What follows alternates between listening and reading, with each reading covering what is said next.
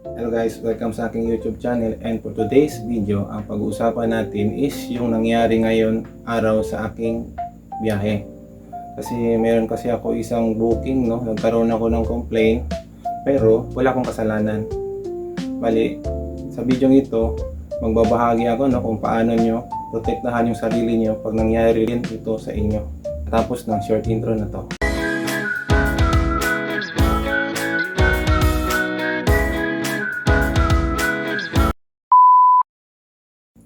Ganito kasi yun, no?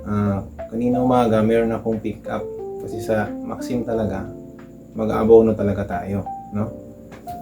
So meron akong pick up, isang maliit na tindahan, hindi na natin pangangalanan kasi ang focus natin dito is yung lesson. May pinick up ako, tapos nag-abono ako ng mga 1.5. Kasi hindi ko nabilang yung items kasi yung focus ko talaga is yung mag-deliver.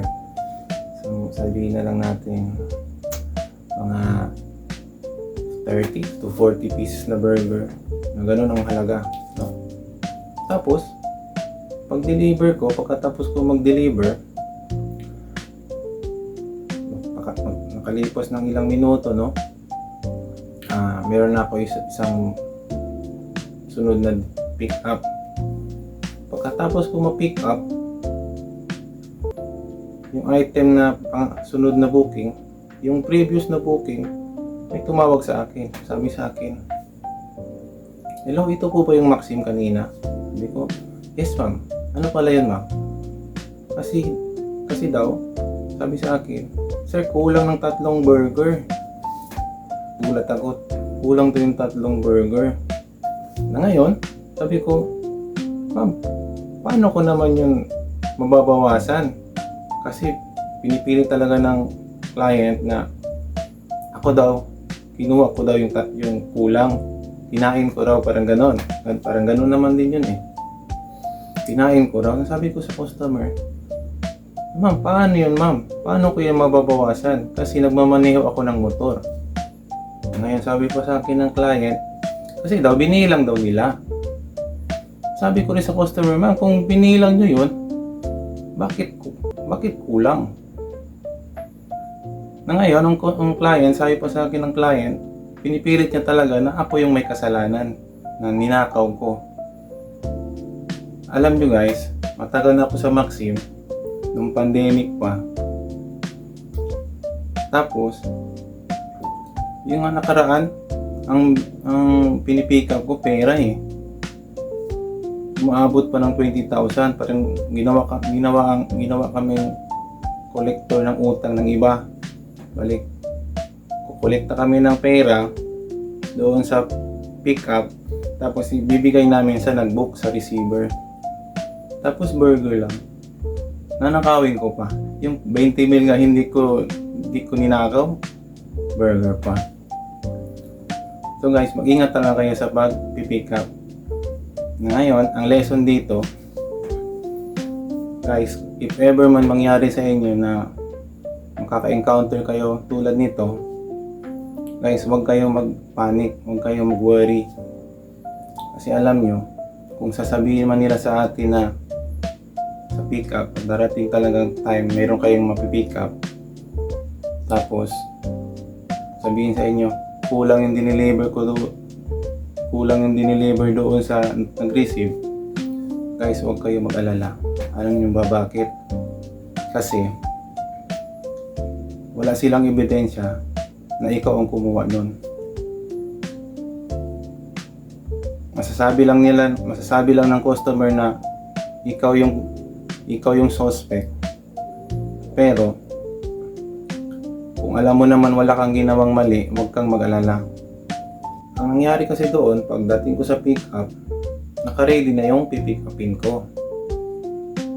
Ang problema kasi, hindi nila binilang sa harapan ko, bali inabot lang nila sa akin. So, kung binilangin nila yon sa harapan ko, isa-isa, yung item na yon, hindi, wala akong lusot. Kung wala ka talagang ginawang kasalanan, marahil, ang receiver yun ang hindi nagsabi ng totoo. Pero sa kaso ko, Yung receiver kasi is judge. So, judge yun, malaki yung kita nun. Malaki yung sweldo nun. Bakit naman siya magsisinungaling na kulang yung na-receive niya, di ba? Ang goal kasi dyan is para malaman mo, na-trace mo, kung sino ang hindi nagsasabi ng totoo. Basta ang importante, ikaw, na yung delivery rider ay walang dawit o hindi masisisi. Kaya ikaw, kung isa ka mang online seller, bago mo muna ibigay sa delivery rider ang item, dapat bilangin mo muna yung item sa harapan ng rider para hindi siya makadeny na kulang. Tapos, kung ikaw naman yung receiver, bago mo paalisin yung rider, check mo muna yung na-receive mo. Kasi if ever na may kulang, pwede mong sabihin yung rider na kulang para yung rider pwede naman siyang tumawag sa sender na kulang para doon mismo mag-usap-usap kung sino talaga ang nagkulang. Kasi kawawa naman yung Maxim delivery rider, no? Siya na nga yung mag-aabono ng item, tapos siya pa yung masisisi. Maliit na delivery fee lang naman yung nare-receive niya sa delivery na yun. Itadaway niyo pa. Kawawa naman. Naghahanap buhay lang naman yung mga delivery rider. So, wag niyo naman, no, isisi sa rider, no? If in case hindi niya binila yung item, kahit na sabihin niyo na pwede naman namin bilangin, tulong na lang sa sender, pero for protection purposes, bilang sender, dapat bilangin mo muna yung item sa harap ng rider. Kasi yung binayad nyo lang naman sa delivery rider is yung delivery. Yung distance lang naman. Okay guys, hanggang dito na lang tayo sa video ito. Mag-comment kayo sa baba ano sa tingin nyo sa video ito. At mag-like na rin kayo para mas marami pa ang maging aware. At huwag nyo na rin kalimutan na mag-subscribe para maging updated kayo sa susunod kong mga video. Guys, stay safe, protect yourself, and thank you.